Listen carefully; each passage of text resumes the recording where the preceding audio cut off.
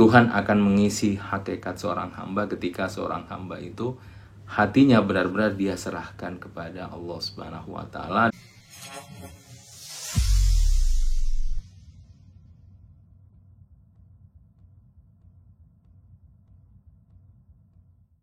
Assalamualaikum warahmatullahi wabarakatuh.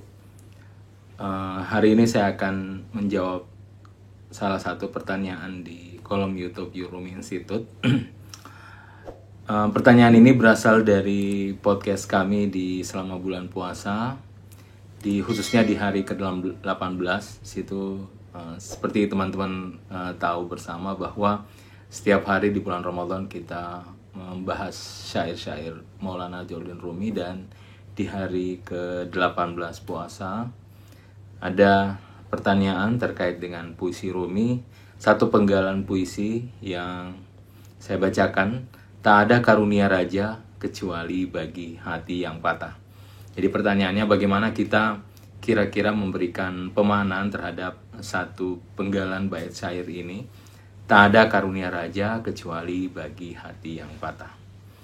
Kalau kita lihat syair sebelumnya, syair-syair sebelumnya, khususnya sebelum syair ini, di situ misalnya saya bacakan sebelum syair ini, pemahaman dan menajamkan pikiran bukan jalan. Jadi kalau kita hubungkan dengan bait sebelumnya dengan bait yang ditanyakan ini, tak ada karunia raja kecuali bagi hati yang patah, seolah Rumi memberikan suatu pengantar bahwa khusus untuk kemudian manusia bisa sampai kepada ilahi, jalannya adalah dengan menenggelamkan seluruh hakikat diri kita kepada ilahi. Makanya kata Maulana Rumi, pemahaman dan menajamkan pikiran bukan jalan. Di pemahaman ini ya ini pikiran kita, mungkin melalui premis, proposisi, argumentasi yang kita bangun dalam pikiran kita. Tentu selamanya di argumentasi yang ada dalam pikiran kini ada jarak antara apa yang ada di benak kita dengan hakikat yang ada di luar. Nah, jalan yang memuaskan kita untuk sampai kepada hakikat adalah dengan membuat jarak itu semakin dekat. Dan membuat jarak itu semakin dekat adalah tidak lain kita mencemplungkan diri kita kepada hakikat realitas eksternal. Nah, makanya kata Maulana Rumi, tak ada karunia raja kecuali bagi hati yang patah. Dalam kata lain, untuk kita benar-benar bisa merasakan dan sampai kepada hakikat ilahi, lalu kemudian kita mendapatkan karunia kepada ilahi, adalah tidak ada jalan lain kecuali kita menyerahkan sepenuhnya kepada ilahi. Nah, sebab itu di sini ada kata kunci. Pertama, pemberian karunia dari raja, yaitu ini adalah simbol dalam pengertian Tuhan, pemberian Tuhan. Dan yang kedua adalah ada wadah si hamba yang menerima karunia tersebut. Jadi ada yang memberi, yakni Tuhan. Ada yang menerima karunia itu, yakni hamba.